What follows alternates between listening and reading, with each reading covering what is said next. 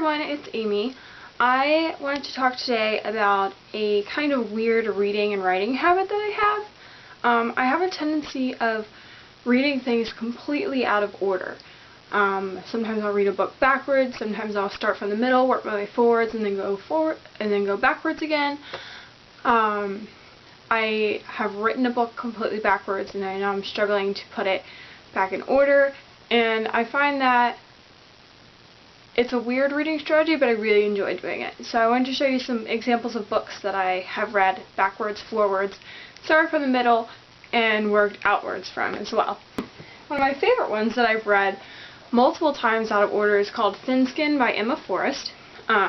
She's kind of a more pop culture author, and I really enjoy this book. I think it's really interesting and different. It's basically about a B-list movie star who's basically self-destructing.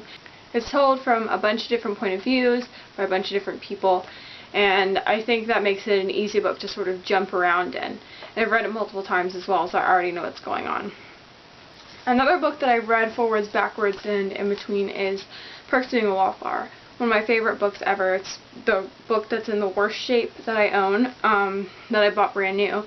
I have all kinds of post-its and writing and everything in the pages, and I always start off looking for the I love Twinkies and the reason I love Twinkies is blah blah blah article or entry in this, and I always end up reading the whole thing completely backwards just looking for that one passage. So I feel like that's how I read this book now. It's kind of strange, but I love it. The last book that I've read quite a few times out of order is Hamlet.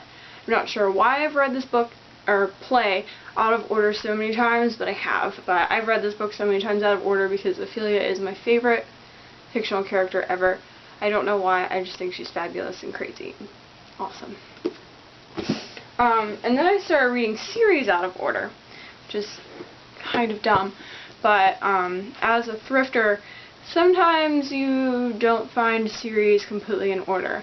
I bought the first series of Unfortunate Events book when I was about 12 when they started coming out. Alright, they started coming out when I was 9, but I bought it when I was like 12. And I read it a couple of times, didn't like it when I was 12, read it again when I was like in college and loved the shit out of it. Then I took a children's lit class and had to read the 6th one for class, even though half the class hadn't read the entire series. My professor just liked this book better, and I got really addicted to the series after reading this one.